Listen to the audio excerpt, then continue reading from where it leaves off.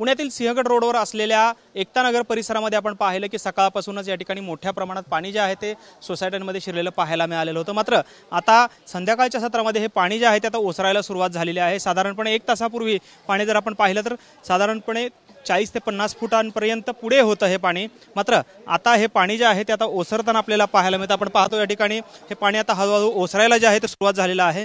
एनडीआरएफची team जी आहे त्या ठिकाणी तैनात आहेत आणि कुठलीही आपत्ती या ठिकाणी निर्माण झाली तर ते निवारण्यासाठी ही टीम जी आहे ती पूर्णतः सज्ज झालेली आहे।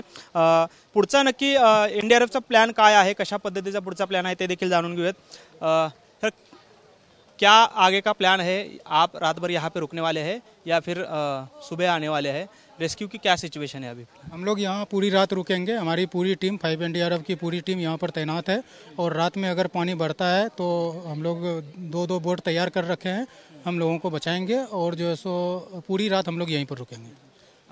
आपको कुछ सूचना की गई है क्या कि पानी बढ़ने वाला है या वापस? अभी तो फिलहाल कम हो रहा है पानी, आपको कुछ सूचना है क्या इसके बारे में? अगर बहुत ज़्यादा बारिश होता है तो स्वाभाविक है कि पानी बढ़ेगा और अगर बारिश अभी जैसे रुका हुआ है, अगर पानी रुका हुआ बारिश रुका हुआ रहता है तो पानी बढ़ने की संभावना नहीं है। बट फिर भी आपदा के बारे में हम कुछ कह नहीं सकते कब क्या होगा। अगर बारिश ज़्यादा हुआ तो पानी बढ़ सकता है।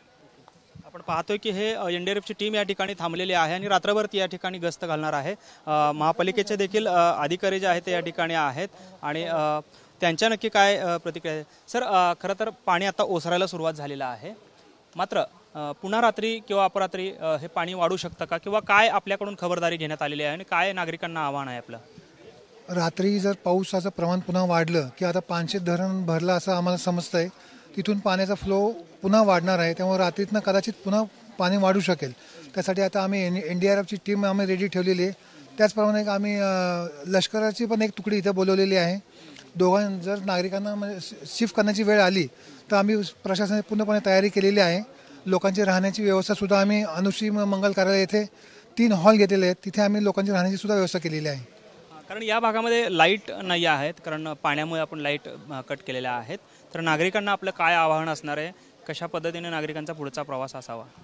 आता आम्ही इथे लाईट्स जरी बंद जरी असल्या तरी आम्ही तात्पुरती सोय म्हणून जनरेटरच्या आधारे आम्ही इथे जो का अंधार आहे तिथे आम्हाला काम करण्यासाठी उजेडाची सोय होईल म्हणून आम्ही जनरेटरची सोय केलेली आहे आणि फ्लड लाईट्स आम्ही बसवत आहोत आणि त्या उजेडामध्ये आम्ही जर गरज पडली तर नागरिकांना आम्ही शिफ्ट करणार आहोत।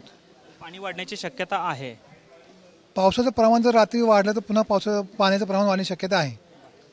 आपण पाहतोय खरं तर आत्ता जरी पाणी ओसरलं असलं तरी धरण जे आहे त्या धरण क्षेत्रामध्ये पाऊस जर वाढला, कारण धरण तर भरलेलं आहे आणि त्याच्यामुळे पुन्हा एकदा पाणी सोडलं जाऊ शकतं आणि रात्रीत पुन्हा हे पाणी या ठिकाणी या घरांमध्ये जे आहे ते येऊ शकतं। म्हणून एनडीआरएफची टीम आणि त्याचबरोबरीनं पुणे महापालिकेचे अधिकारी जे आहेत ते या ठिकाणी सज्ज आहेत आणि रात्रभर ते या ठिकाणी गस्त घालत आहेत आणि कुठल्याही प्रकारचा अनुचित प्रकार घडू नये यासाठी ते सर्व ज्या काही उपाययोजना आहेत त्या या ठिकाणी करताना पाहायला मिळत आहेत। मात्र तत्पूर्वी एक महत्त्वाची बाब अशी आहे की या ठिकाणी जे नागरिक राहत आहेत त्यांना राहण्यासाठी जे मंगल कार्यालय आहे या मंगल कार्यालयामध्ये देखील या ठिकाणी सुविधा जी आहे ती उपलब्ध करून देण्यात आलेली आहे। त्यामुळे नागरिकांनी घरात न राहता मंगल कार्यालयामध्ये काही काळ मुक्काम जो आहे तो आपला करावा असं आवाहन पुणे महानगरपालिकेच्या वतीने करण्यात आलेलं आपल्याला पाहायला मिळत आहे।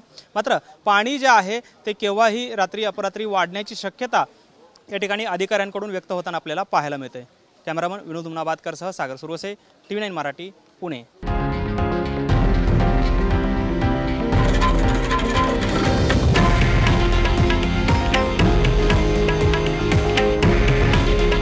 हे आहे देशातील नंबर 1 न्यूज नेटवर्क आणि आपण पाहत आहात TV9 मराठी। काळजी तुमची, हित महाराष्ट्राचं।